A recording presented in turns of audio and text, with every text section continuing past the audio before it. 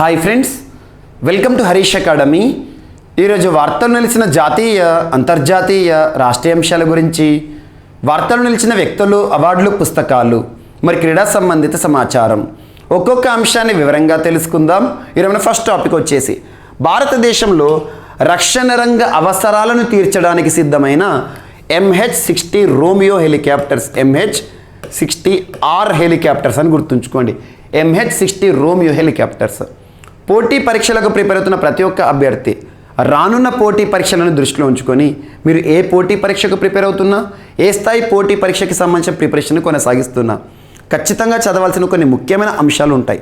అందులో ఒక టాపిక్ రక్షణ రంగ దిగుమతులకు సంబంధించి. రక్షణ రంగ దిగుమతులు మన భారతదేశంలో రక్షణ రంగ అవసరాలు తీర్చుకోవడానికి భారతదేశం వివిధ దేశాల నుండి రక్షణ రంగ దిగుమతులను చేపడుతోంది. అలా యుద్ధ విమానాలు కానివ్వండి, హెలికాప్టర్లు కానివ్వండి, తుపాకులు కానివ్వండి, అడ్వాన్స్డ్ వెపన్స్, డ్రోన్లు కానివ్వండి, మిసైల్స్ కానివ్వండి, బాంబులు కానివ్వండి, మన రక్షణ రంగ అవసరాలను తీర్చుకోవడానికి ఏ దేశం నుండి మనం కొనుగోలు చేస్తున్నాం వాటిపైన ప్రత్యేక శ్రద్ధ చూపండి. ఖచ్చితంగా రానున్న పోటీ పరీక్షలో వీటికి సంబంధించి ఏదో ఒక ప్రశ్న అడగబోయే అవకాశం ఉంటుంది.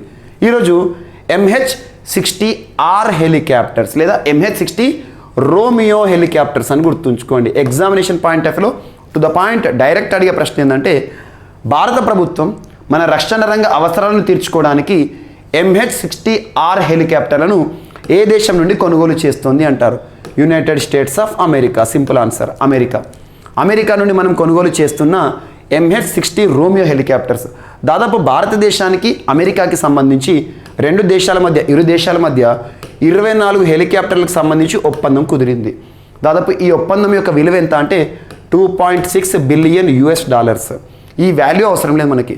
దాదాపు ఎన్ని హెలికాప్టర్లు మనం అమెరికా నుండి కొనుగోలు చేయబోతున్నాం? So MH-60 రోమియోస్ని 24.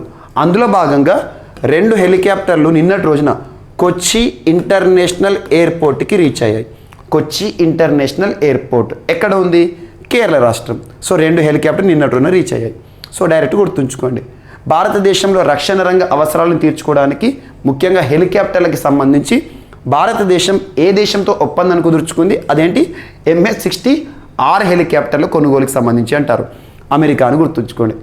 మరియు ఈ హెలికాప్టర్స్ ఏవైతే ఉంటాయో, MH-60 రోమియో హెలికాప్టర్స్ ఏవైతే ఉంటాయో వీటిని ఎవరి సేవల కోసం అంటే, మన రక్షణ రంగంలో 3 వింగ్స్ ఉన్నాయి, త్రివిధ దళాలు అంటాం.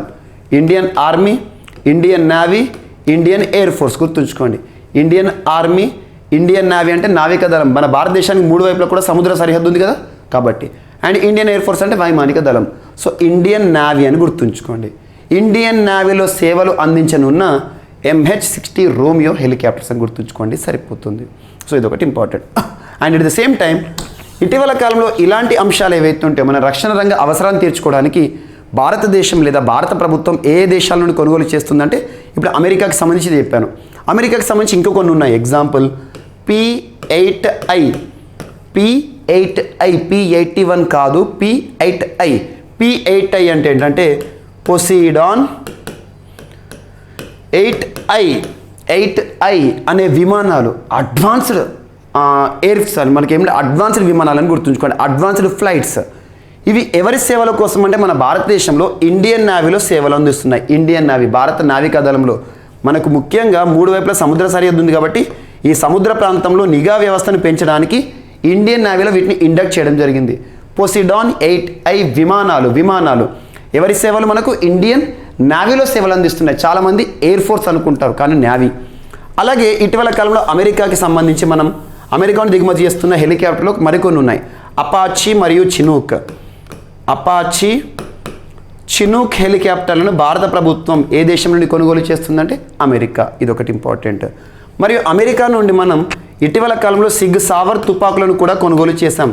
సిగ్ సావర్ తుపాకులు అడ్వాన్స్డ్ రైఫిల్స్, మిషన్ గన్స్. మరియు దాంతోపాటు హర్పూన్ మిసైల్స్, హర్పూన్ క్షిపణులను కూడా మనం ఏ దేశం నుండి కొనుగోలు చేస్తున్నాం? అమెరికా నుండి కొనుగోలు చేస్తున్నాం. ఇలా అమెరికాకి సంబంధించి గుర్తుంచుకోండి. అట్ ద సేమ్ టైం ఇటీవల మనకు రఫేల్ యుద్ధ విమానాలు తరచూ వార్తలు నిలిచాయి. రఫేల్ యుద్ధ విమానాలు 36 యుద్ధ విమానాలు. సో రఫేల్ యుద్ధ విమానాలు మన భారత వైమానిక దళంలో సేవలు అందిస్తున్నాయి. అట్ ద సేమ్ టైం ఈ రఫేల్ యుద్ధ విమానాలు ఏవైతే ఉంటాయో మనం ఎక్కడి నుండి కొనుగోలు చేస్తున్నామంటే ఫ్రాన్స్ దేశం అని గుర్తుంచుకోండి. ఫ్రాన్స్కి సంబంధించి ఒక సంస్థ పేరు గుర్తుంచుకోండి, దసో అనే సంస్థ రఫేల్ యుద్ధ విమానాలను తయారు చేస్తుంది. అదే దసో అనే సంస్థ తయారు చేసిన ఇంకొక యుద్ధ విమానాలు అవేంటంటే మిరాజ్ 2000 యుద్ధ విమానాలు మనం ఎక్కడ కొనుగోలు చేస్తున్నాం? దసో సంస్థ అంటే ఫ్రాన్స్ నుండి. ఇవి రెండు గుర్తుంచుకోండి ఫ్రాన్స్కి సంబంధించి. And at the same time Russia, very very important, Russia నుండి S-400 మిసైల్ సిస్టమ్, క్షిపణి వ్యవస్థ.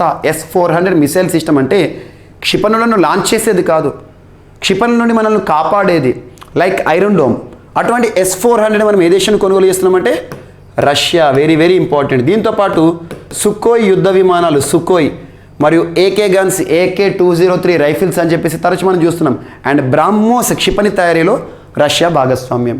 ఇటీవల బ్రాహ్మోస్ క్షిపణులను మనం ఫిలిప్పీన్స్ దేశానికి అమ్మకానికి సంబంధించి ఒప్పందం కుదుర్చుకున్నాం. వీటన్నిటి కూడా గుర్తుంచుకోండి.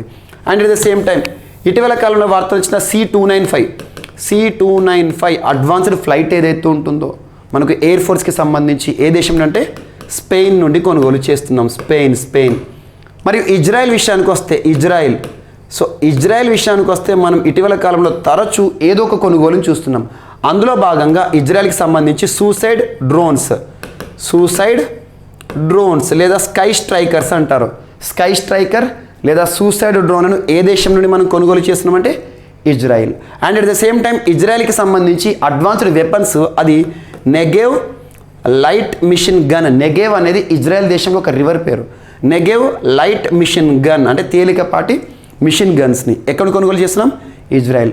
అలాంటి ఇజ్రాయెల్ నుండి మనం ఇటీవల హెరాన్ డ్రోన్లను కూడా కొనుగోలు చేస్తున్నాం. హెరాన్ డ్రోన్లు ఇవన్నీ గుర్తుంచుకోండి. అండ్ దీంతోపాటు ఇటీవల కాలంలో రక్షణ రంగ దిగుమతులను తీర్చుకోవడానికి, ముఖ్యంగా రక్షణ రంగ అవసరాలు తీర్చుకోవడానికి భారతదేశం ఏ దేశం పైన డిపెండ్ అవుతుందో వాటన్నిటిని కూడా ప్రత్యేకంగా గుర్తుంచుకోండి. రానున్న పోటీ పరీక్షలో ప్రశ్నలు అడగబోయే అవకాశం ఉంటుంది.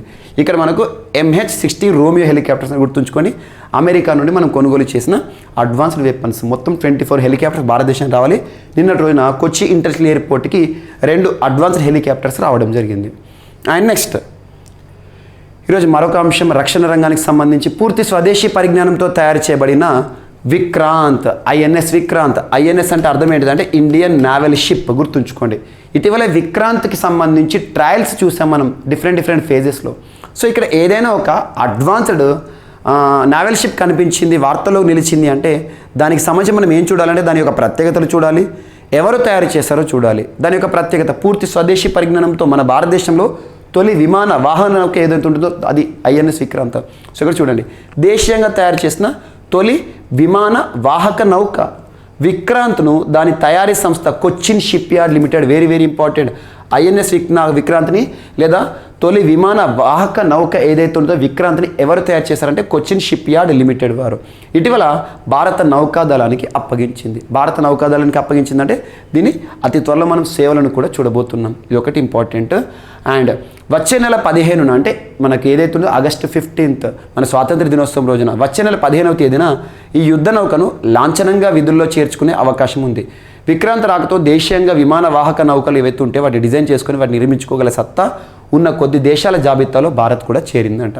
సముద్ర జలాల్లో 3-4 దశల ప్రయోగ పరీక్షలను అది 3 వారాల క్రితం విజయవంతంగా పూర్తి చేసుకుంది. మనం అవన్నీ సీ ట్రయల్స్ అన్నీ కూడా మనం చూసేసాము. ఆల్మోస్ట్ విక్రాంత్ గురించి మనం 3rd టైం ఇది డిస్కస్ చేయడం, 3rd 4th టైం. అండ్ దేశం స్వాతంత్ర అమృతోత్సవాలు అంటే ఆజాదీ కా అమృతోత్సవ్. సో స్వాతంత్ర అమృతోత్సవాలు నిర్వహించుకుంటున్న వేళ విక్రాంత్ తమ చేతికి అందడం చరిత్రాత్మకని నౌకాదళం ఇండియన్ నేవీ వారు పేర్కొన్నారు. విక్రాంత్పై ఇది ప్రత్యేకం. విక్రాంత్పై MiG-29K మిగ్ విమానాలు, MiG-29K యుద్ధ విమానాలు, కమోవ్ 31 హెలికాప్టర్లు మరియు MH-60R మల్టీ రోల్ హెలికాప్టర్. ఇంతకుముందు చెప్పిన కదా MH-60. So MH-60R multi role హెలికాప్టర్లు, అడ్వాన్స్డ్ లైట్ హెలికాప్టర్లు, తేలికపాటి యుద్ధ విమానాలను మోహరింపచేయనున్నారు. అంటే విమాన వాహక నౌక విమానాలు దాని నుండి లాంచ్ అవుతాయి. అంటే ముఖ్యంగా యుద్ధ విమానాలను గుర్తుంచుకోండి. సో మనకి ఏవైతే ఉంటే 2 MH-60R హెలికాప్టర్లు నిన్నటువంటి కొచ్చి నేను చెప్పిన అది ఇన్ఫర్మేషన్ ఇక్కడ. And at the same time ఈ INS విక్రాంత్ యొక్క ప్రత్యేకతలు, దాని యొక్క డైమెన్షన్ ఏంటంటే దాని పొడవు ఎంత ఉంటుందంటే ఆ షిప్ యొక్క పొడవు ఎంత ఉందంటే 262 meters, ఆల్మోస్ట్ 1/4 కిలోమీటర్ అని గుర్తుంచుకోండి. 262 meters, ½ కిలోమీటర్. అండ్ నెక్స్ట్ వెడల్పు 62 meters, ఎత్తు వచ్చేసి 59 meters. అండ్ నెక్స్ట్ గరిష్ట వేగం ఎంత పోతుందంటే వాటర్లో ప్రయాణించేదాన్ని నాట్లలో కొలుస్తారు. నాట్. సో ఎన్ని నాట్లు అంటే మనకి 28 knots స్పీడ్. అండ్ కంపార్ట్మెంట్స్ ఎన్ని అంటే 2300 కంపార్ట్మెంట్స్ ఉంటాయి ఇందులో. అండ్ ఎందరు సిబ్బంది ఇందులో ప్రయాణించవచ్చు అంటే 1700 మంది మహిళా అధికారుల కోసం ప్రత్యేక క్యాబిన్లు కూడా ఏర్పాటు చేశారు. నిర్మాణ పనుల ప్రారంభం ఎప్పుడు ప్రారంభమైందంటే 2009. దీనికి యొక్క నిర్మాణ వ్యయం ఎంత అయిందంటే దాదాపు 20,000 కోట్ల రూపాయలతో నిర్మించారు. పూర్తి స్వదేశీ పరిజ్ఞానంతో తయారైన మొట్టమొదటి విమాన వాహక నౌక అని గుర్తుంచుకోండి. దేనితో నడుస్తుంది అంటే 88 మెగావాట్ల సామర్థ్యం ఉన్న 4 గ్యాస్ టర్బైన్స్ ఉంటాయి, దీన్ని మూవ్మెంట్ చేయడానికి ఉంటాయి. జస్ట్ గుర్తుంచుకోండి, విక్రాంత్కి సంబంధించి కొచ్చిన్ షిప్ యార్డ్ తయారు చేసింది, నావల్ ఫోర్సెస్ వారికి అప్పచెప్పింది, ఇండియన్ నేవీ వారికి. And next Zimbabwe. So Zimbabwe అనగానే మనకు 2008 గుర్తుకొస్తుంది. చరిత్రలో జింబాబ్వే ఎదుర్కొన్న భయానక పరిస్థితి ఇన్ఫ్లేషన్, ద్రవ్యోల్బణం అనే పదం తరచూ వార్తలకు వస్తుంది, గుర్తించండి. శ్రీలంక ప్రస్తుతం ఆ సంక్షోభంలో చిక్కుకోవడానికి కారణాల్లో ఒక కారణం ద్రవ్యోల్బణం కూడా, ఇన్ఫ్లేషన్ అంటే ఏంటి, ద్రవ్యోల్బణం అంటే ఏంటి, ఎకానమీ పరిభాషలో అని చెప్పాలంటే too much money chasing two few goods, అత్యంత తక్కువ వస్తువులను అత్యంత ఎక్కువ డబ్బులు వెంటాడడం. ఎగ్జాంపుల్, ఒక పెన్ను వాల్యూ అనేది 10 ఏళ్ల కింద 10 రూపాయలు ఉంటే అదే పెన్ను అదే క్వాలిటీ అదే కంపెనీది 100 రూపాయలు పలికింది అనుకోండి, ఇక్కడ పెన్నుకు విలువ పెరిగింది, డబ్బులకు విలువ తగ్గింది. So inflation. అలాంటి ఇన్ఫ్లేషన్తో సతమతలాడిన ఏదైతే ఉంటుందో జింబాబ్వే ఏదైతే ఉంటుందో డిమానిటైజేషన్ కూడా నిర్వహించింది. 2008 హైపర్ ఇన్ఫ్లేషన్ జింబాబ్వే. అలాంటి ఇన్ఫ్లేషన్ నుండి ఇప్పటికీ కూడా జింబాబ్వే బయటకు పడలేకపోతుంది. అటువంటి పరిస్థితిలో జింబాబ్వే సెంట్రల్ బ్యాంక్ ఏం చెప్పిందంటే, సెంట్రల్ బ్యాంక్ అంటే కేంద్ర బ్యాంకు, ఒక్కొక్క దేశానికి ఒక్కొక్క కేంద్ర బ్యాంక్ ఉంటుంది. ప్రపంచంలోని మొట్టమొదటి కేంద్ర బ్యాంక్ ఏ దేశాన్ని అంటే స్వీడన్ది, రిక్స్ బ్యాంక్. రిక్స్ బ్యాంకే అర్థశాస్త్రంలో నోబెల్ పురస్కార గ్రహీతలను ఎంపిక చేస్తుంది. 1968లో నోబెల్ పురస్కారం అర్థశాస్త్రంలో ప్రారంభమైంది, 1969 నుండి ప్రదానం చేయడం జరుగుతుంది. సో రిక్స్ బ్యాంక్ ప్రపంచంలో మొట్టమొదటి సెంట్రల్ బ్యాంక్. మరి భారతదేశంలో సెంట్రల్ బ్యాంక్ అంటే ఏంటి, బ్యాంకులో నిర్వహించే బ్యాంక్ ఏది, ఆర్బీఐ. అలా ఒక్కొక్క దేశానికి ఒక్కొక్క బ్యాంక్ ఉంటుంది, అమెరికాకు ఫెడ్ రిజర్వ్ లాగా. అలా జింబాబ్వే సెంట్రల్ బ్యాంక్ ఏదైతే ఉంటుందో వారు ఏం చేశారంటే ఈ ఇన్ఫ్లేషన్ని అడ్డుకట్ట వేయడంలో భాగంగా గోల్డ్ కాయిన్ని ఇంట్రొడ్యూస్ చేశారు. గోల్డ్ కాయిన్, మన కాయిన్స్ ఏవైతే ఉంటే రూపాయి నాణ్యాలు అంటే కదా, రూపాయలు, అలా గోల్డ్ కాయిన్ని ఇంట్రొడ్యూస్ చేసి ప్రపంచంలో మొదటిసారి స్వర్ణ నాణ్యాలు, బంగారు నాణ్యాలను లీగల్ టెండర్గా గుర్తిస్తూ వార్తలు ఇచ్చిన దేశం ఏదైతే ఇవ్వాలంటే జింబాబ్వే. ఆఫ్రికా ఖండంలోని ఒక దేశము. బూస్ట్ కరెన్సీని బూస్టప్ చేయడానికి అని గుర్తుంచుకోండి. మరి ఈ గోల్డ్ కాయిన్ పేరు ఏంటట అంటే మోసీ ఓవాటున్యా. ఇది టోంగా భాష. టోంగా అంటే జింబాబ్వేలో మాడే భాష. టోంగా భాష. టోంగా వాల్కను నిలిచిందే, సేమ్ అది స్పెల్లింగ్, TONGA, టోంగా భాష జింబాబ్వే. అలా టోంగా భాషలో దీని పేరు ఏంటంటే, ఈ గోల్డ్ కాయిన్కి వారు పెట్టుకున్న పేరు ఏంటంటే మోసీ ఓవాటున్యా అనేది ఇటీవల వార్త వచ్చింది. అదేంటంటే బంగారు నాణ్యం. ఏ దేశం అంటే జింబాబ్వే. ఎందుకోసం అంటే ద్రవ్యోల్బణాన్ని కట్టడి చేయడానికి. సో ఆటోమేటిక్గా గోల్డ్ కాయిన్ కాబట్టి దానికి ఎట్లాగో విలువ ఉంటుంది, విలువ తగ్గదు. కాబట్టి ఇలాంటి ఒక చర్యను తీసుకుంటుంది జింబాబ్వే, ద్రవ్యోల్బణ కట్టడి కోసం, ఆర్థిక రంగాన్ని బూస్టప్ చేయడానికి అని గుర్తుంచుకోండి, సరిపోతుంది. And next FDI, foreign direct investment. Foreign direct investment. Foreign direct investment. Foreign అంటే ప్రత్యక్ష, ఫారెన్ అంటే విదేశీ, డైరెక్ట్ అంటే ప్రత్యక్ష, ఇన్వెస్ట్మెంట్ అంటే పెట్టుబడులు, విదేశీ ప్రత్యక్ష పెట్టుబడులు. విదేశీ ప్రత్యక్ష పెట్టుబడులు అంటే ఏంటి, ఎగ్జాంపుల్ ఏ దేశం అయితే ఎక్కువగా FDI ఇన్ఫ్లోస్ని అట్రాక్ట్ చేస్తుందో, FDIని ఎక్కువగా అట్రాక్ట్ చేస్తుందో ఆ దేశం ఆర్థిక వృద్ధిని సాధిస్తుంది. ఏ దేశమైనా కూడా కోరుకునేది ఏంటంటే విదేశీయుల నుండి, విదేశాల నుండి, విదేశీ సంస్థల నుండి పెట్టుబడులు రావాలి. దాన్ని FDI అంటాం. FDI వేరు, FII వేరు. ఫారిన్ ఇన్వెస్ట్మెంట్ పోర్ట్ఫోలియో ఏదైతే ఉందో అవన్నీ డిఫరెంట్ చూడండి. FDI విదేశీ ప్రత్యక్ష పెట్టుబడులు అనేవి ఏ దేశంలోనే రావాల్సిందే. ఇన్ఫ్లోస్ ఎంత ఎక్కువ ఉంటే అంత మంచిగా డెవలప్ అవుతాం మనం, గ్రోత్ ఉంటుంది. సో అటువంటిది FDI అనేది గడిచిన ఆర్థిక సంవత్సరం అంటే 2021-2022 ఆర్థిక సంవత్సరం ఏ రోజున ప్రారంభమవుతుంది, ఏప్రిల్ 1న ప్రారంభమవుతుంది, మార్చ్ చివరి తేదీతో ముగుస్తుంది. ఏప్రిల్ టు మార్చ్ 2021 ఏప్రిల్ నుండి మార్చ్ 2022 వరకు భారతదేశంలో FDI ఇన్ఫ్లోస్ ఎంత వచ్చినాయట అంటే US డాలర్స్లో చూస్తారు. FDI ఎప్పుడైనా కూడా ఏ దేశానికి సంబంధించి, ఎందుకంటే ఇంటర్నేషనల్ కరెన్సీగా మనం చూస్తూ ఉంటాం. United states dollar $84.8 billion. 84.8 billion US. Billion US, million కాదు, బిలియన్. సో సింపుల్గా $85 బిలియన్ అని గుర్తుంచుకోండి. గడిచిన ఆర్థిక సంవత్సరంలో అత్యధికంగా FDI ఇన్ఫ్లోస్ ఏ రంగంలోకి వచ్చింది అంటే మ్యానుఫ్యాక్చరింగ్ సెక్టర్, తయారీ రంగం. సో మ్యానుఫ్యాక్చరింగ్ సెక్టర్ ఏదైతే ఉంటుందో ఎంత శాతం పెరిగింది గడిచిన ఆర్థిక సంవత్సరంలో అట్రాక్షన్తో పోలిస్తే అంటే 76% పెరిగిందంట. సో $21.34 బిలియన్ మ్యానుఫ్యాక్చరింగ్ సెక్టార్కి ఎక్కువగా రావడం జరుగుతుంది. అంటే ఇది మ్యానుఫ్యాక్చరింగ్ సెక్టార్లో ఈ సంవత్సరం వచ్చింది. దీని కనుక గడిచిన సంవత్సరంతో పోలిస్తే ఎంత పర్సెంట్ ఇంప్రూవ్మెంట్ అంట 76%. అత్యధికంగా ఈ మ్యానుఫ్యాక్చరింగ్ సెక్టార్లో గ్రోత్ అనేది ఎక్కువ చూసాం. సో జస్ట్ గుర్తుంచుకోండి, విదేశీ ప్రత్యక్ష పెట్టుబడులు గడిచిన ఆర్థిక సంవత్సరంలో ఎంత అంటే మనకు $84.8 బిలియన్ అని గుర్తుంచుకోండి, సరిపోతుంది. అండ్ నెక్స్ట్ గుజరాత్ రాష్ట్రం దేశంలోనే మొట్టమొదటి రాష్ట్రంగా ఈరోజు ప్రత్యేకంగా వార్తలు ఇచ్చింది. దేశంలోనే మొట్టమొదటి దేనికి సంబంధించి అంటే సెమీ కండక్టర్ పాలసీని విడుదల చేసిన రాష్ట్రం. Semi conductor policy, semi conductor policy, SEMICON అంటాం. సెమీ కండక్టర్స్ అంటే మనకు కంప్యూటర్స్లో వాడి చిప్స్ అవి ఉంటాయి కదా, అవన్నీ కూడా. సెమీ కండక్టర్ పాలసీని విడుదల చేసిన దేశంలోనే మొట్టమొదటి రాష్ట్రం ఏది? గుజరాత్. ఏ సంవత్సరానికంటే రానున్న 5 ఏళ్ళు.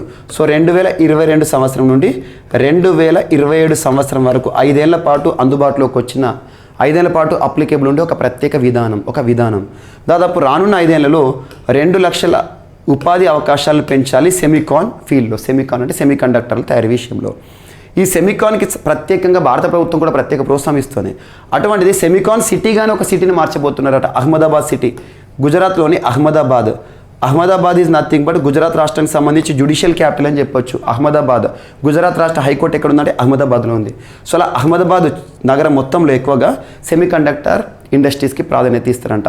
సెమీకాన్ పాలసీ లేదా సెమీ కండక్టర్ పాలసీని విడుదల చేసిన దేశంలోనే మొట్టమొదటి రాష్ట్రం ఏదంటే గుజరాత్. భూపేంద్రభాయ్ పటేల్ గారు నిన్నటైన విడుదల చేయడం జరిగింది. ఇదొకటి ఇంపార్టెంట్. ఇటువంటి పాలసీలు, విధానాలు ఏవైతే ఉంటే ప్రత్యేకంగా ఉండే విధానాలను చూడండి. ఇటీవల భారతదేశంలోని మొట్టమొదటిసారి ఇంజనీరింగ్ R&D పాలసీని విడుదల చేసిన రాష్ట్రం ఏదంటే కర్ణాటక. ఇంజనీరింగ్ R&D పాలసీని విడుదల చేసిన ప్రత్యేక రాష్ట్రం ఏదంటే కర్ణాటక. ఇటువంటి అంశాలను చూడండి.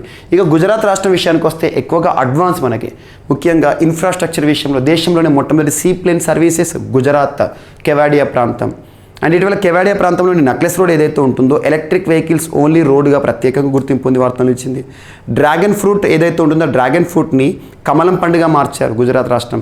గుజరాత్ రాష్ట్రంలోని ధోలవీర ఏదైతే ఉంటుందో మన UNESCO 40th world heritage site in India, భారతదేశంలో 40వ ప్రపంచ వారసత్వ సంపదగా గుర్తింపు పొందిన Dholavira. And at the same time ఇటీవల గుజరాత్ రాష్ట్రానికి సంబంధించి మ్యారిటైమ్ ఆర్బిట్రేషన్ సెంటర్ అంటే ఏంటి? వివాదాల పరిష్కారం. దేశంలోని మొట్టమొదటి మ్యారిటైమ్ ఆర్బిట్రేషన్ సెంటర్ ఏ రాష్ట్రం అంటే గుజరాత్. అండ్ దేశంలోని మొట్టమొదటి స్పోర్ట్స్ ఆర్బిట్రేషన్ సెంటర్, క్రీడలకి సంబంధించి వివాద పరిష్కారానికి సంబంధించిన వేదిక ఏదంటే గుజరాత్. వీటన్నిటిని లింక్ చేస్తూ చూడండి. సో గుజరాత్. అండ్ నెక్స్ట్ ఈరోజు మరొక అంశం. సో చైనాకి సంబంధించి చైనా ఒకేసారి 6 శాటిలైట్లను లాంచ్ చేసింది. ఆ శాటిలైట్స్ ఏవైతే ఉంటాయో సాలిడ్ ప్రొపెల్లెంట్ రాకెట్స్. ఆ రాకెట్ ఏదైతే ఉందో ZK-1 China's largest solid propellant rocket అని గుర్తుంచుకోండి. ఇప్పుడు చైనా వారు ప్రయోగించిన అతిపెద్ద సాలిడ్ ప్రొపెల్లెంట్, అందులో ఫ్యూయల్ సాలిడ్ ప్రొపెల్లెంట్ రాకెట్ ఏదంటే ZK-1. ఇటీవల ZK-1 అనే ఒక రాకెట్ని లాంచ్ చేస్తూ వార్తలు నిలిచిన అతిపెద్ద రాకెట్ని లాంచ్ చేస్తూ వార్తలు నిలిచిన దేశం ఏదంటే చైనా అని గుర్తుంచుకోండి. చైనా. సో ఒకే లాంచింగ్లో 6 శాటిలైట్లను ప్రయోగించారంట. సో ఇది ఏదైతే ఉందో రాకెట్ యొక్క డైమెన్షన్స్ మనకు అవసరం లేదు. మన ఇండియన్ రాకెట్స్ అయితే మనకి ఇంపార్టెంట్. చైనా అనగానే ఎక్కువగా లాంగ్ మార్చ్ రాకెట్లు కనబడతా ఉంటాయి. లాంగ్ మార్చ్ మనకు PSLV లాగా చైనా సెంటిమెంట్ లాంగ్ మార్చ్ గుర్తుంచుకోండి.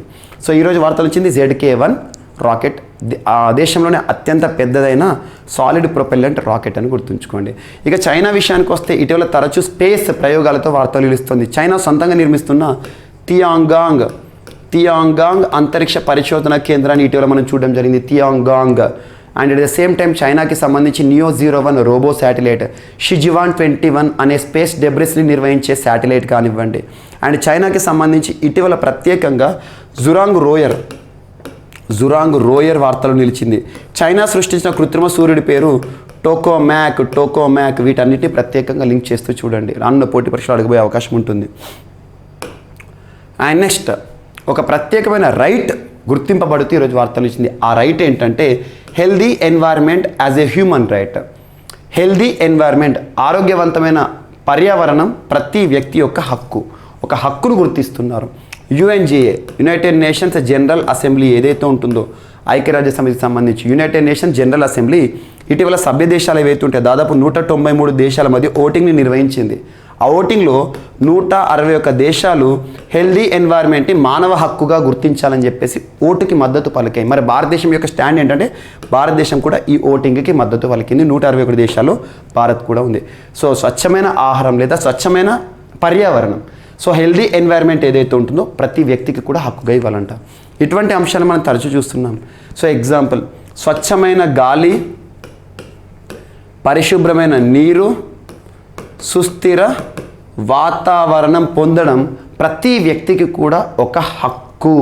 అది ప్రాథమిక హక్కు, జీవించే హక్కులో భాగం అని చెప్పేసి సుప్రీంకోర్టు కూడా Subhash Kumar versus state of Bihar 1991 కేసులో గుర్తించింది. ఇటువంటి కేసులను చూడండి. అండ్ యుఎన్హెచ్ఆర్సీ కూడా clean environment as a right given to the human అని చెప్పేసి ప్రత్యేకంగా గుర్తించారు. ఇక్కడ ఏం లేదు, హెల్దీ ఎన్వైర్న్మెంట్ అనేది మనకు ఆరోగ్యవంతమైన వాతావరణం అనేది ఒక వ్యక్తికి హక్కుగా గుర్తించాడు మనకి UNGA, United nations general assembly అని గుర్తుంచుకోండి, సరిపోతుంది. అండ్ నెక్స్ట్ ఈరోజు మరొక అంశం. సో స్వచ్ఛ సాగర్ సురక్షిత సాగర్ అనే ఒక ప్రత్యేకమైన కార్యక్రమం వార్తలు వచ్చింది. స్వచ్ఛ సాగర్ సురక్షిత సాగర్, స్వచ్ఛ క్లీన్ ఓషన్ అన్నట్టు. సాగర్ అంటే ఏంటి? సముద్రం.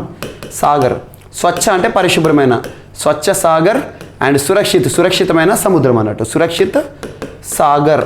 ఈ కార్యక్రమాన్ని ఎవరు ప్రారంభించారంటే మినిస్ట్రీ ఆఫ్ ఎర్త్ సైన్సెస్ వారు ప్రారంభించారు. Ministry of environment, forest, climate change అనుకుంటారు, కానీ కాదు. మినిస్ట్రీ ఆఫ్ ఎర్త్ సైన్సెస్ వారు ప్రారంభించిన స్వచ్ఛ సాగర్ సురక్షిత సాగర్ అనే కార్యక్రమం యొక్క ఉద్దేశం ఏంటంటే ఆజాదీ కా అమృత్ మహోత్సవ్లో భాగంగా. ఆజాదీ కా అమృత్ మహోత్సవం అంటే ఏంటి? 75 వసంతాల అమృతోత్సవాలను మనం జరుపుకుంటున్నాం, స్వాతంత్ర్య దినోత్సవ సంబరాలు. దీని జ్ఞాపకంగా భారతదేశంలోని 75 సాగర ప్రాంతాలు ఏవైతుంటే వాటన్నిటి కూడా పరిశుభ్రంగా చేయడం అన్నట్టు. సాగర ప్రాంతాల పరిశుభ్రం కోసం ప్రత్యేకంగా చేపట్టిన కార్యక్రమం. మనకు సాగరం, సముద్రం అనేది ఏ రాష్ట్రంలో ఉండడానికి అవకాశం ఉంటుంది? ఎగ్జాంపుల్, కోస్టల్ స్టేట్స్ ఉంటాయి. మన భారతదేశంలో కోస్టల్ స్టేట్స్ అంటే తీరరేఖ కలిగిన రాష్ట్రాలన్నీ 9: గుజరాత్, మహారాష్ట్ర, గోవా, కర్ణాటక, కేరళ, తమిళనాడు, ఆంధ్రప్రదేశ్, ఒడిశా, వెస్ట్ బెంగాల్. దాంతోపాటు అండమాన్ నికోబార్ అండ్ లక్షద్వీపులు. సో గుజరాత్, మహారాష్ట్ర, గోవా, కర్ణాటక, కేరళ, తమిళనాడు, ఆంధ్రప్రదేశ్, ఒడిశా, పశ్చిమ బెంగాల్. దీంతోపాటు లక్షద్వీపులు కానివ్వండి, మరియు అండమాన్ నికోబార్ కానివ్వండి, దయ్యూ, దామన్, దాదర్ నగర్ హవేలీ కానివ్వండి, ఇక్కడ కోస్టల్ ఏరియాస్ ఉంటాయి. ఆ కోస్టల్ ఏరియాస్ ఏవైతుంటే సెలెక్టెడ్ 75 ప్లేసెస్లో 75 ప్రాంతాల్లో ఓషానిక్ ప్లేసెస్లో పరిశుభ్రమైన వాతావరణాన్ని ఏర్పాటు చేయడం, అక్కడ ప్లాస్టిక్ వేస్ట్ని సేకరించడం కానివ్వండి, ఇవన్నీ చేస్తారు. సో ఇంటర్నేషనల్ కోస్టల్ డే ఏదైతే ఉంటుందో ప్రతి సంవత్సరం సెప్టెంబర్ 3rd సాటర్డే రోజు మనం నిర్వహించుకోవడం జరుగుతుంది. ఆ రోజున ఈ ప్రోగ్రామ్ని కల్మినేట్ చేయబోతున్నారు. ఇది ఒకటి ఇంపార్టెంట్. అండ్ నెక్స్ట్, ఇటీవల తమిళనాడు రాష్ట్ర ప్రభుత్వం ప్రారంభించిన ప్రత్యేక కార్యక్రమం తమిళనాడు సీఎం బ్రేక్ఫాస్ట్ స్కీమ్. అంటే ఉదయం పూట బ్రేక్ఫాస్ట్. కామన్గా మిడ్ డే మీల్ స్కీమ్ అనేది దేశం వ్యాప్తంగా మొత్తం చూస్తాం, కానీ బ్రేక్ఫాస్ట్ స్కీమ్ అనేది ఇటీవల తమిళనాడు రాష్ట్ర ప్రభుత్వం ప్రారంభించింది. దాని ద్వారా దాదాపు రాష్ట్ర వ్యాప్తంగా 1545 గవర్నమెంట్ ప్రైమరీ స్కూల్స్లోని 1,14,000 మంది 1.14 lakh చిల్డ్రన్స్ 1వ తరగతి నుండి 5వ తరగతి చదువుతున్న వారు ఎవరైతే ఉంటారో వారందరికీ కూడా బెనిఫిట్ కాబోతుంది. ఈ సంవత్సరం ఆర్థిక సంవత్సరం 33.56 కోట్ల రూపాయలను దీనిపైన ఖర్చు చేయనుంది ప్రభుత్వం, తమిళనాడు రాష్ట్ర ప్రభుత్వాన్ని గుర్తుంచుకోండి. తమిళనాడు కూడా very important to be focused for upcoming examinations. రానున్న పోటీ పరీక్షలు తమిళనాడు సంబంధించి ఏదో ఒక ప్రశ్న మనం చూసే అవకాశం ఉంటుంది. దేశంలోని మొట్టమొదటిసారి dugong conservation reserve, dugong sea కవంటం తమిళనాడు రాష్ట్రానికి సంబంధించి మనం చూసాము. Gulf of Mannar area, Palk strait area అని చెప్పేసి. అండ్ ఇటీవల తమిళనాడు సంబంధించి ఇల్లం తేడి కల్వి అనే ఒక programme, education at doorstep, Makkalai Thedi Maruthuvam, health at doorstep, Meendum Manjappai వాళ్ళకు ఒక సాక్రెడ్ బ్యాగ్స్ ఉంటాయి, బ్యాగ్స్ అవగాహన, ప్లాస్టిక్ బీటింగ్ సంబంధించి. And at the same time Tamil Nadu CM dashboard అనే అంశాన్ని చూసాము. ఆర్టికల్ 42 రైట్ టు సిట్ అనే అంశంతో వార్తలు ఇచ్చింది తమిళనాడు రాష్ట్రం. అండ్ తమిళనాడు రాష్ట్ర ముఖ్యమంత్రి ఎంకే స్టాలిన్ గారు రచించిన తన ఆత్మకథ, ఆటోబయోగ్రఫీ ఉంగలిల్ ఒరువన్ అనే ఒక ప్రత్యేక కార్యక్రమాన్ని చూసాము. అండ్ ఇన్యూర్ కప్పం నమ్మై కక్కుం గుడ్ సమారిటన్స్ ప్రోగ్రామ్ 48 అనే ఒక ప్రోగ్రామ్ని చూసాం. వీటన్నిటిని ప్రత్యేకంగా లింక్ చేస్తూ చూడండి. తమిళనాడు రాష్ట్రానికి సంబంధించి రానున్న పోటీ పరీక్షలో ఏదో ఒక ప్రశ్నను మనం చూసే అవకాశం ఉంటుంది. అండ్ నెక్స్ట్, దేశంలో పులుల మృత్యువాత అనే నివేదిక నిన్నటి రోజున NTCA, national tiger conservation authority భారతదేశంలో పులులకు సంబంధించిన ఒక సంస్థ, జాతీయ సంస్థ అనుకోండి, ఒక చట్టబద్ధ సంస్థ. ఎన్టీసీఏ 2005 ఇయర్లో ఏర్పాటైంది. సో ఎన్టీసీఏ గణాంకాలను విడుదల చేసింది. గత 10 ఏళ్లలో భారతదేశంలో 1059 పులులు మరణించాయంట. దేశంలో 2012 నుండి గత 10 ఏళ్లలో 1059 పులులు మృత్యువాత పడ్డాయంట. 2012 నుండి 2022 వరకు. ఇందులో పులుల రాష్ట్రంగా పేరున్న మధ్యప్రదేశ్లోనే దాదాపు 270 పులులు మృతి చెందినట్లు జాతీయ పులుల సంరక్షణ సంస్థ NTCA national tiger conservation authority వారు గణాంకాలు చెబుతున్నాయి. 2018 సంవత్సరంలో చేపట్టిన పులుల గణన వివరాల మేరకు మధ్యప్రదేశ్లో 526 పులులతో టైగర్ స్టేట్ ఆఫ్ ఇండియాగా అగ్రస్థానంలో నిలిచింది మధ్యప్రదేశ్లో. సెకండ్ 524తో కర్ణాటక ఉంది. 524 పులులతో కర్ణాటక ద్వితీయ స్థానంలో ఉంది. 6 పులుల సంరక్షణ కేంద్రాల్లో మధ్యప్రదేశ్లో గత ఏడాది 41 పులులు చనిపోగా ఈ ఏడాది ఆ సంఖ్య 27 దాకా ఉంది. చాలా వరకు వృద్ధాప్యం, వ్యాధులు, అంతర్గత పోరు వంటి సహజ కారణాల ద్వారానే ఇవి చనిపోతున్నట్లు అధికారులు చెబుతున్నారు. దేశంలో పులులు ఎక్కువగా ఉన్న రాష్ట్రాలు అడవుల్లో గస్తీ విధులకు ప్రత్యేక పోలీస్ సిబ్బంది నియమించుకొని శిక్షణ ఇవ్వాలని NTCA 10 ఏళ్ల కిందట సూచించింది. జస్ట్ గుర్తుంచుకోండి, పులుల మరణాలకు సంబంధించి ఏ విధంగా ఉంది. సో ఇది ఒకటి చూడండి. ఆంధ్రప్రదేశ్ 11 పులులను గుర్తుంచుకోండి. తెలంగాణలో చాలా వరకు పులుల సంఖ్య అనేది చాలా తక్కువ, మైక్రోస్కోపిక్గా ఉంది. జస్ట్ గుర్తుంచుకోండి, సరిపోతుంది. ఇక పులులకు సంబంధించి ఫోకస్ చేయాల్సింది ఏంటంటే భారతదేశంలో ప్రస్తుతం 53 పులుల సంరక్షణ కేంద్రాలు ఉన్నాయి. టైగర్ రిజర్వ్స్ 53లో అన్ని గుర్తుంచుకోవాల్సిన అవసరం లేదు. ఒకటి రామ్గర్ విష్దారి గుర్తుంచుకోండి, రాజస్థాన్ రాష్ట్రం. నెక్స్ట్ ఇటీవల వార్త వచ్చిన గురు ఘాసిదాస్ ఛత్తీస్గఢ్ రాష్ట్రానికి సంబంధించి గుర్తుంచుకోండి. అండ్ భారతదేశంలో నల్ల పులులు నివసిస్తున్న ఏకైక పులుల సంరక్షణ కేంద్రం, ప్రపంచంలో నల్ల పులులు ఉన్న ఏకైక పులుల సంరక్షణ కేంద్రము మనకి సిమ్లిపాల్ ఒడిషా రాష్ట్రంలో ఉంది. ట్రాన్స్ మెంబ్రేన్ అమైనోపెప్టిడేస్ Q అనే ఒక ప్రోటీన్ దానికి కారణం. And at the same time ఇటీవల కాలంలో తెల్ల పులులు నివసించే ప్రాంతం అంటే రేవా మధ్యప్రదేశ్ కానివ్వండి. And at the same time మనకు కన్జర్వేషన్ అజ్యూర్డ్ టైగర్ స్టాండర్డ్స్ అని చెప్పేసి ప్రత్యేకంగా ఇటీవల ఒక tiger accreditation, tiger reserves certification చూసాం మనం. గ్లోబల్ టైగర్ ఫోరం వారు జారీ చేస్తారో దానికి సంబంధించి మనం చూసాం 2013 నుండి. సో ఇలాంటి అంశాలు ఏవైతుంటాయో టైగర్స్ రిజర్వ్స్ 14 గుర్తుంచుకోండి. CATS గుర్తింపు పొందిన 14 టైగర్ రిజర్వ్స్. వీటిపైన ప్రశ్నలు రాబోయే అవకాశాలు ఉన్నాయి. అండ్ నెక్స్ట్ ఈరోజు రాష్ట్రీయ అంశాల్లో భాగంగా వైఎస్ఆర్ కాపు నేస్తం అనే ఒక కార్యక్రమం వార్తలు ఇచ్చింది. వైఎస్ఆర్ కాపు నేస్తం రాష్ట్ర వ్యాప్తంగా కాపు, బలిజ, తెలగ, ఒంటరి కులాలకు చెందిన అర్హులైన 3,38,792 మంది పేద అక్క చెల్లెమ్మలు ఎవరైతే ఉంటారో వారికి దాదాపు 508.18 కోట్ల రూపాయల ఆర్థిక సాయాన్ని గౌరవ ముఖ్యమంత్రి వైఎస్ జగన్మోహన్ రెడ్డి గారు నిన్నటి కాకినాడ జిల్లా గొల్లప్రోల్లో బటన్ నొక్కి మీటర్ నొక్కి నేరుగా లబ్ధిదారుల ఖాతాలోకి జమ చేయడం జరిగింది.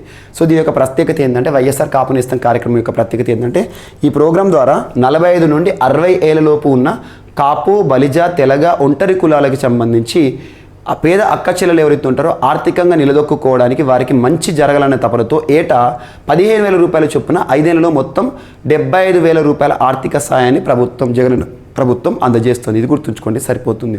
ఇక గత ప్రభుత్వాలు అవన్నీ మనం కంపారిజన్ చేయాల్సిన అవసరం లేదు. కాంపిటేటివ్ ఎగ్జామినేషన్లో ప్రస్తుతం బెనిఫిట్ ఏదైతే ఉందో చూడండి, సరిపోతుంది. వైఎస్ఆర్ కాపు నేస్తం ఎలిజిబిలిటీ వరకు ఏ విధంగా ఇస్తారు, 5 ఏళ్లలో ఎంత ఇస్తారు, ప్రతి సంవత్సరం ఎంత ఇస్తారు, విడతల వారిగా డైరెక్ట్ బెనిఫిట్ ట్రాన్స్ఫర్. ఇది ఒకటి గుర్తుంచుకోండి. ముఖ్యంగా ప్రభుత్వానికి సంబంధించి ఇటువంటి ప్రకటనలు ఏవైతే ఉంటాయో, పత్రికా ప్రకటనలు ఏవైతే ఉంటాయో వీటిని ప్రత్యేకంగా మీరు క్రాప్ చేసుకోండి. Examination point of view direct ఎగ్జామ్కి వెళ్ళే ముందు చూసుకుంటే సరిపోతుంది. మెయిన్ పాయింట్ చూడండి, సరిపోతుంది.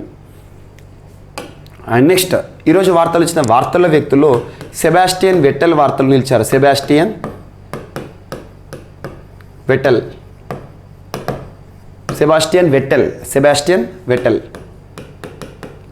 వెట్టెల్ ఎవరంటే జర్మనీ క్రీడాకారుడు. జర్మనీ క్రీడాకారుడు.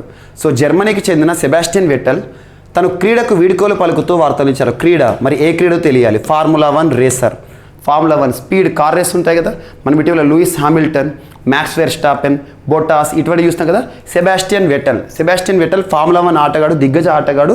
35 years ఆఫ్ ఏజ్లో జర్మనీకి సంబంధించిన ఈ ఆటగాడు క్రీడకి వీడ్కోలు పలుకుతూ వార్తలు ఇచ్చారు. జస్ట్ గుర్తుంచుకోండి, సరిపోతుంది.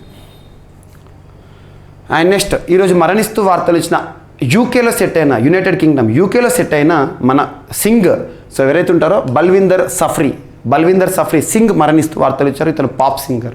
సో సంగీత ప్రపంచంలో తనకంటూ ప్రత్యేక గుర్తింపు పొందిన బల్విందర్ సఫ్రీ గారు మరణిస్తూ వార్తలు ఇచ్చారని గుర్తుంచుకోండి, సరిపోతుంది.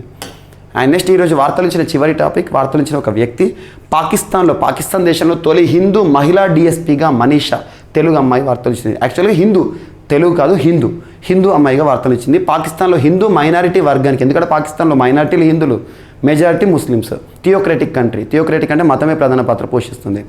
పాకిస్తాన్లో హిందూ మైనారిటీ వర్గానికి చెందిన మనీషా రూపేతా అనే యువతి ప్రత్యేకత చాటుకుంది. పాక్ పోలీస్ శాఖలో DSPగా ఎంపికైన తొలి హిందూ మహిళగా నిలిచింది. సింధ్ ప్రావిన్స్ జాకోబాబాద్లోని ఓ మధ్యతరగతి కుటుంబంలో పుట్టిన మనీషా ఈ ఘనత సాధించడంపై ఆనందం వ్యక్తం చేసింది. జస్ట్ గుర్తుంచుకోండి.